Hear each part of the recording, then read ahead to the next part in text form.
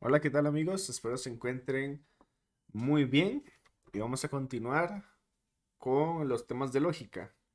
Como un leve repaso, en la última vez vimos lo que eran las pruebas para la verdad, en este caso pruebas informales para ver la verdad. Teníamos la prueba de correspondencia, la prueba de coherencia y la prueba pragmática, ¿cierto? Bueno, sabemos que la correspondencia se refiere a cuando vemos las cosas. Si yo lo veo, es verdadero. Por ejemplo, si vimos la pelota azul es porque la pelota es verdaderamente azul. Si yo veo un objeto no identificado en el cielo y yo digo es un ovni, entonces verdaderamente es un ovni. Si yo digo que vi un ser en un bosque, es porque efectivamente vi un ser en un bosque. O sea, si lo puedo decir, es porque yo lo vi y fue real. ¿Eso convierte las cosas en verdad? No. ¿Por qué? Porque el lenguaje no puede expresar fehacientemente la realidad. La segunda prueba teníamos la coherencia, ¿sí? Que es básicamente una verdad forzada. Por ejemplo, la coherencia es cuando creamos la verdad. No cuando la vemos, sino cuando la creamos. Y dábamos el ejemplo de los testigos. Si un testigo dice, yo vi el auto rojo, entonces el segundo dice, ah, yo no me acuerdo bien, pero de seguro el auto era rojo.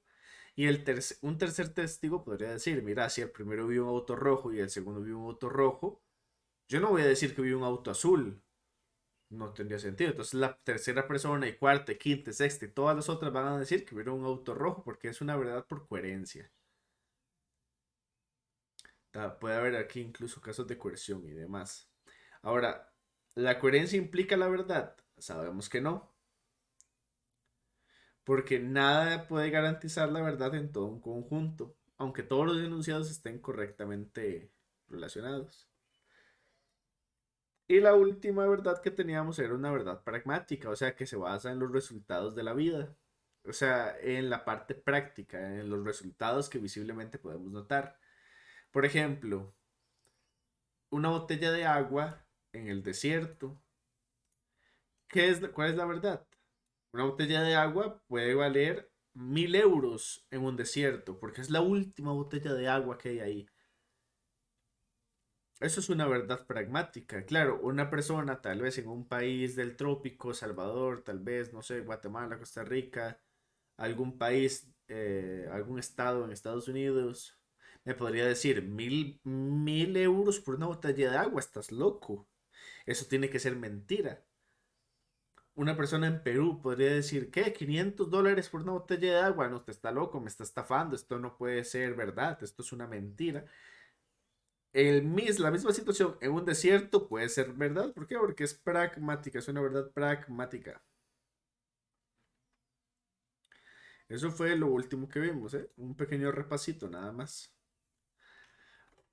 Vamos a concentrarnos en lo que es en la validez de un argumento. Dice, la validez es una cualidad, tanto de los argumentos como el razonamiento, y se consigue bajo lo que vamos a llamar formas lógicas. Las formas lógicas son estructuras que evalúan la posición y no el contenido de las proposiciones. Básicamente es como una mirada a la sintaxis de lo que tienen los idiomas. Sabemos ya que las formas de razonamiento, o sea, la deductiva y la inductiva, son capaces de enlazar enunciados acerca del mundo de una manera lógica, siempre que lleven una forma, mediante premisas y conclusiones. Veamos este ejemplo. Todos los hombres son mortales. Esto es una proposición. Sócrates es hombre. Esto es otra proposición.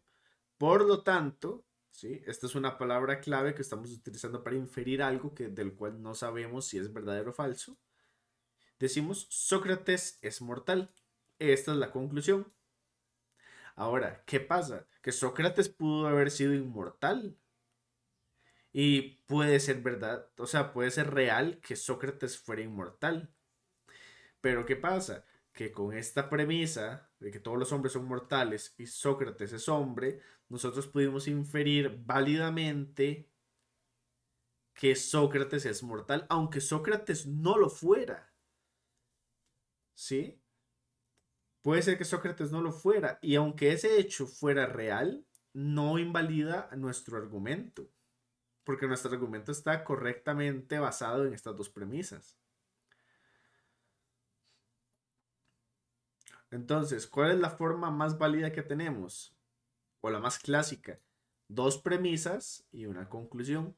Cuando nosotros tenemos esta forma, dos premisas y una conclusión, esta es la forma lógica que vamos a llamar silogismo. Son silogismos lógicos.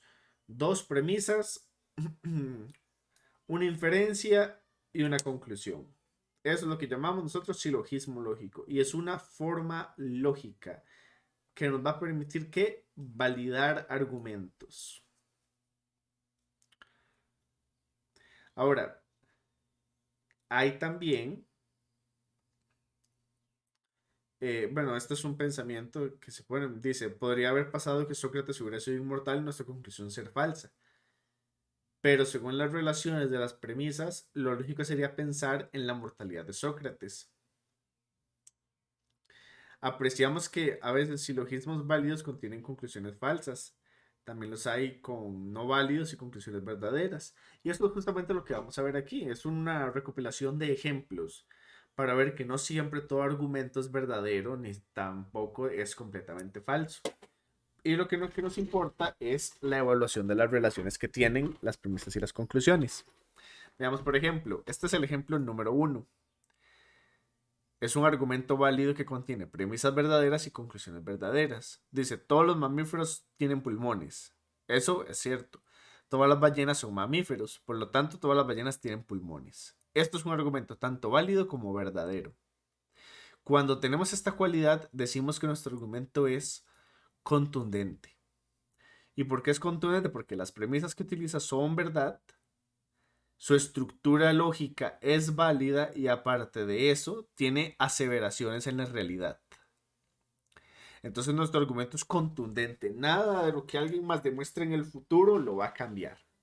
Ninguna información extra que se añada o se quite va a cambiar este argumento. Este argumento es contundente. Premisa verdadera, conclusiones verdaderas, estructura lógica válida. Es un argumento contundente. También vamos a tener argumentos que tienen premisas falsas y conclusiones falsas. Dice, todas las criaturas de cuatro patas tienen alas. Nosotros sabemos que en la realidad esto no es cierto, pero esto está diciéndonos el enunciado. Después dice, todas las arañas tienen cuatro patas. También sabemos que en la realidad esto no pasa, pero el argumento nos lo está diciendo. Entonces, ¿qué podemos inferir con estas dos premisas?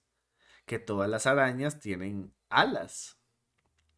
Esta conclusión también es falsa. Ahora, aunque todo lo que diga el argumento es falso, no le quita el hecho de que es válido, está construido de manera válida.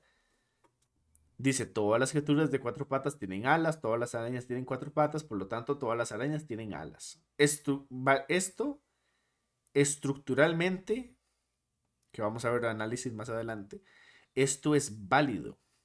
Y si nosotros lo decimos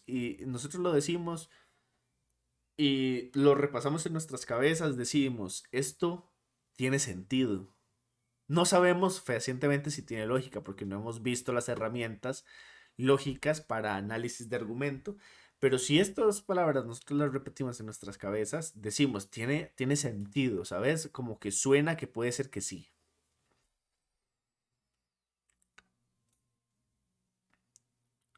Aquí tenemos otro argumento válido, el número 5 que tiene tiene premisas falsas y conclusiones verdaderas.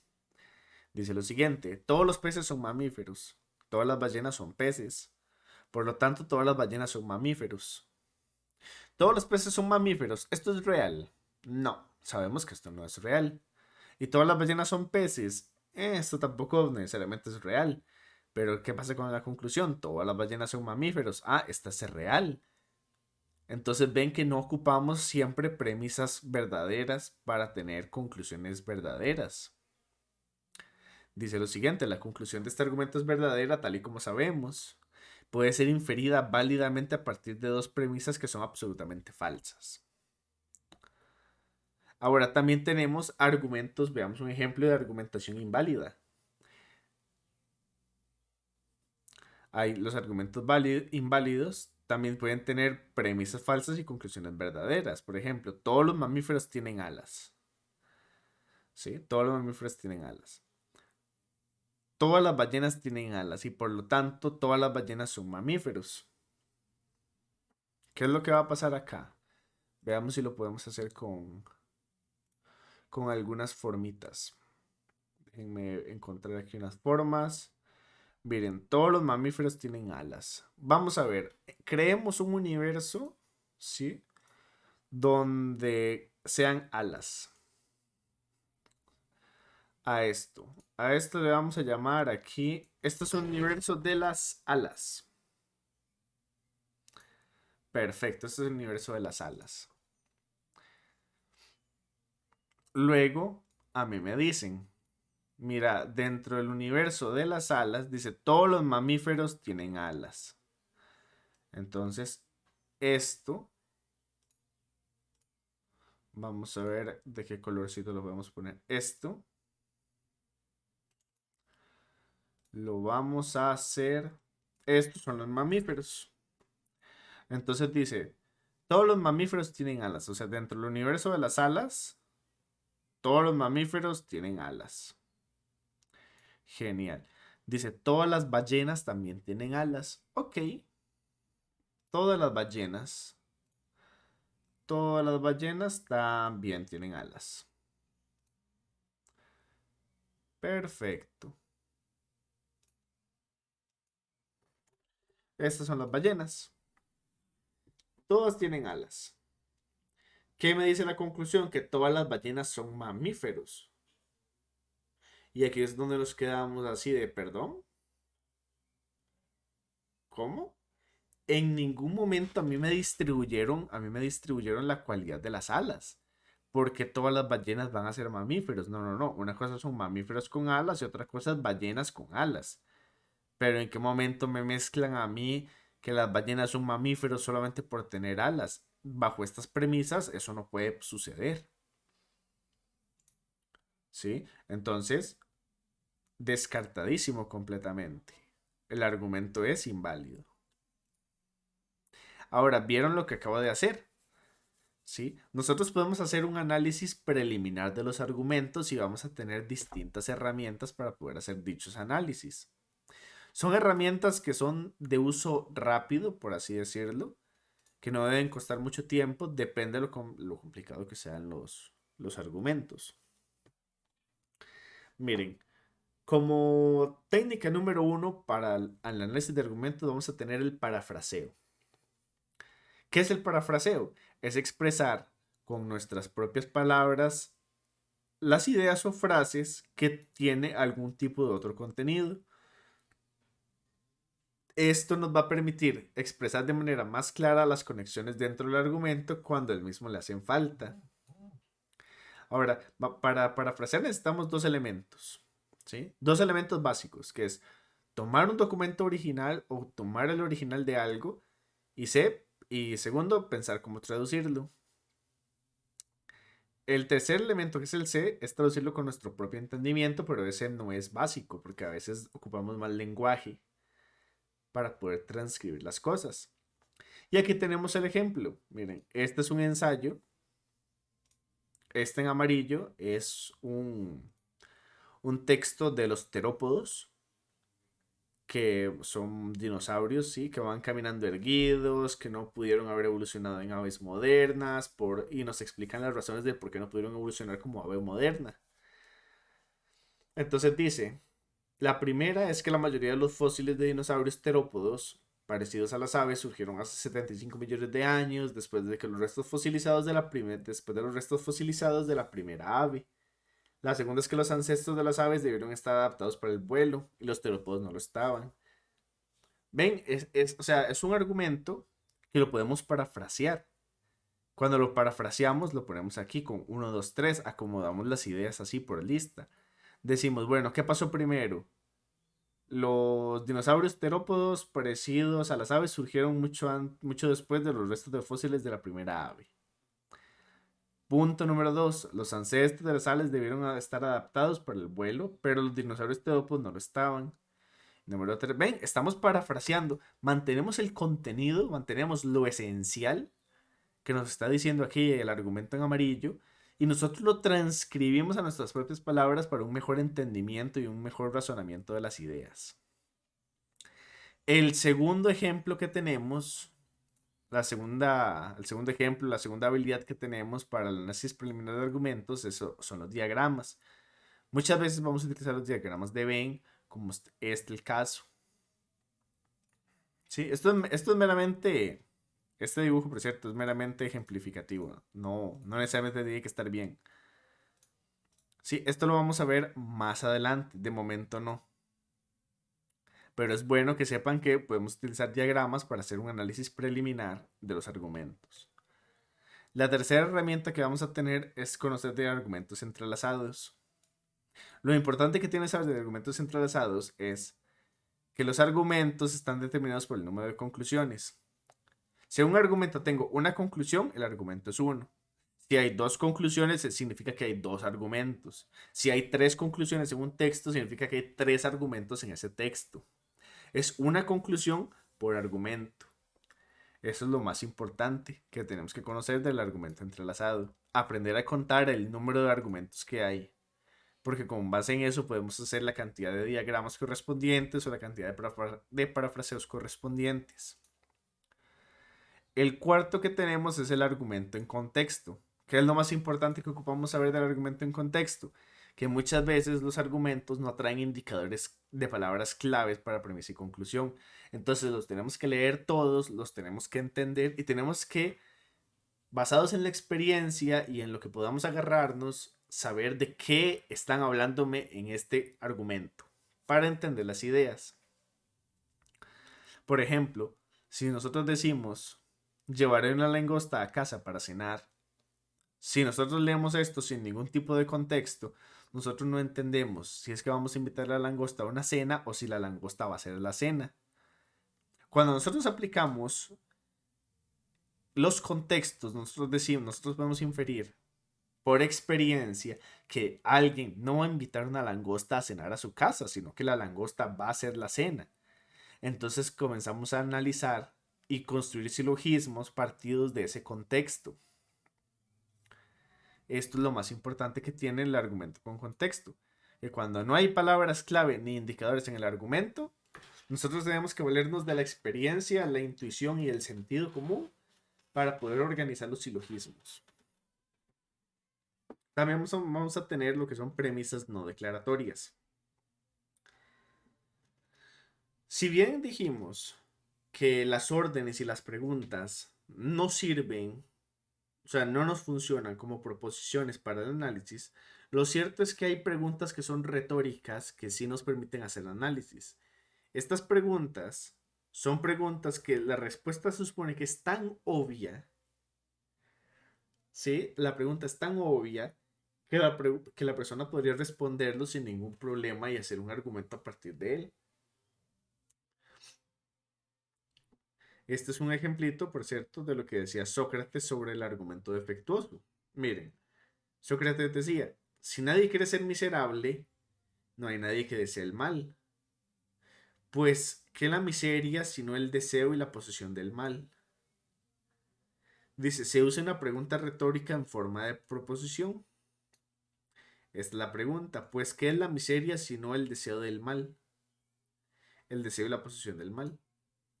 ¿Cuál es el problema que tiene esto? Que Sócrates pensaba que la respuesta a esta pregunta era súper obvia. ¿Ven? Entonces tenemos proposición 1, proposición 2, y en vez de tener una conclusión, él mete una pregunta, que él esperaba que fuera retórica porque la respuesta era sumamente sencilla. Pero en la práctica se dio cuenta que la respuesta no era sencilla, a pesar de tener estas dos proposiciones previas. Entonces esto hacía que el argumento de él fuera defectuoso. Entonces, siempre que no declaremos algún tipo de premisa, siempre que nos haga falta algo así, esperemos que sea lo suficientemente obvio porque si no el argumento no va a poder ser analizado. Por último, vamos a tener dentro de las habilidades técnicas para análisis preliminar son los entimemas. Los entimemas son proposiciones que no están escritas pero que se sobreentienden, muy similares a las premisas no declaratorias. Por ejemplo, los entimemas, nosotros diríamos, fui al mar y salí del mar. ¿Qué se sobreentiende? Que la persona que sale del mar sale mojado del mar. Y por eso no está escrito, porque son cosas que se sobreentienden.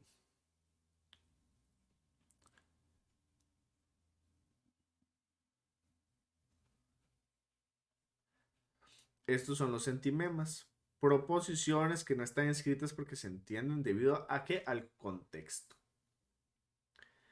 Entonces, de manera rápida, dentro del análisis preliminar, que son tips, digamos, para hacer análisis de argumento, tenemos dos muy importantes, que es el parafraseo y los diagramas.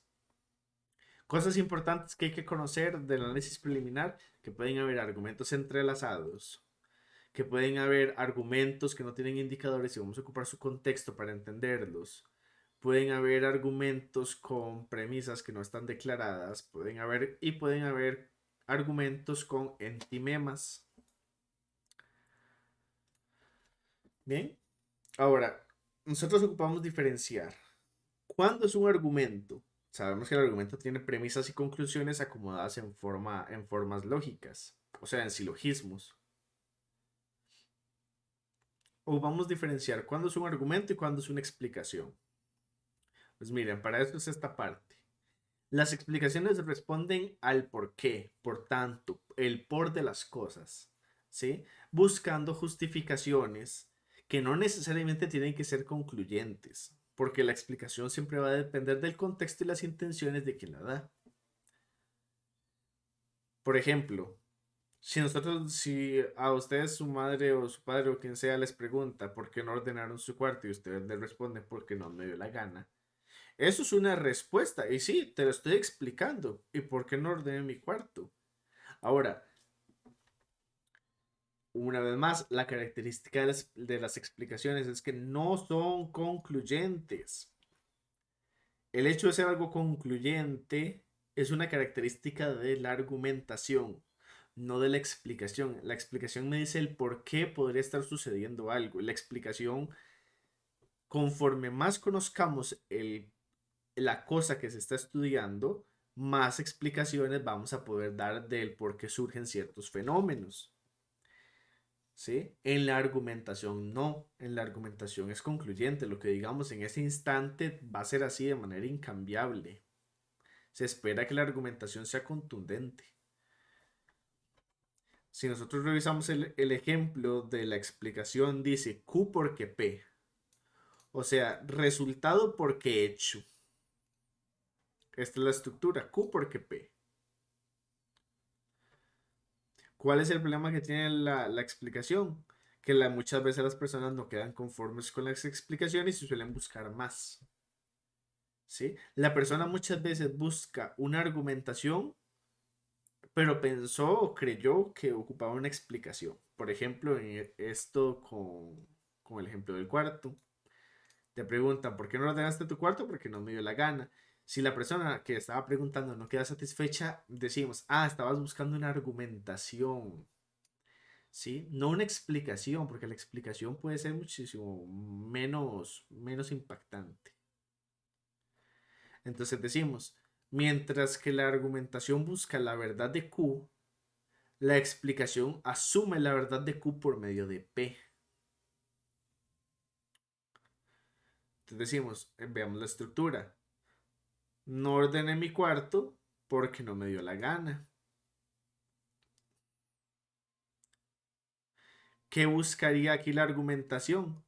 Busca la verdad de Q, o sea, el por qué no ordené mi cuarto. La argumentación intentaría de buscar la verdad acerca de eso, mientras que la explicación asumiría la verdad de Q por medio de P. O sea, no ordené mi cuarto porque esta sería la verdad, no me dio la gana. ¿Ven? La explicación asumiría que el hecho de que no ordené mi cuarto porque no me dio la gana es verdad. Se asume la verdad, o sea, se asume la verdad por medio de esta respuesta, mientras que la argumentación eso no le basta. Y esta es la diferencia más notoria que hay entre la argumentación y la explicación. Mientras que una busca la verdad, el otro la asume por medio de un hecho, por medio de una respuesta. La argumentación nos va a tratar de convencer, mientras que la explicación va a intentar de distinguir. Una vez hecho esto, gente, pudimos decir que hemos completado la unidad número 1 y número 2, los conceptos básicos de la lógica y el análisis preliminar de los argumentos. ¿Sí? Lo siguiente que nos quedaría es dar las funciones básicas del lenguaje y el cómo éste interactúa con la lógica. Ahora podemos decir que para este punto ya ustedes deberían ser capaces de poder responder a algunos problemas lógicos, como este problemita número 1, que se trata de ir deduciendo y lo pueden hacer mediante parafraseos y diagramas, esquemas, o también están problemas aquí un poquito más difíciles que se pueden resolver con modelos matemáticos como tablas, matrices, etcétera. ¿Sí? Pero lo importante es que puedan resolver, que puedan intentar utilizar las herramientas que ya vieron, o sea, saber detectar entimemas, saber detectar premisas no declaratorias, entender los contextos de un argumento, ¿sí? Poder decir cuando un argumento está entrelazado, cuando hay varias conclusiones, intentar ver los diagramas, que los vamos a ver en un futuro, y lo más importante y la herramienta más poderosa del momento, que sepan parafrasear. Todo eso va a ayudar a ir resolviendo problemitas así de lógica deductiva un poquito más sencillos. Así que bueno, gente, esto va a ser todo por el momento. Ya saben que lo que vienen van a ser funciones básicas del lenguaje para que estén atentos. Así que los dejo y hasta la próxima.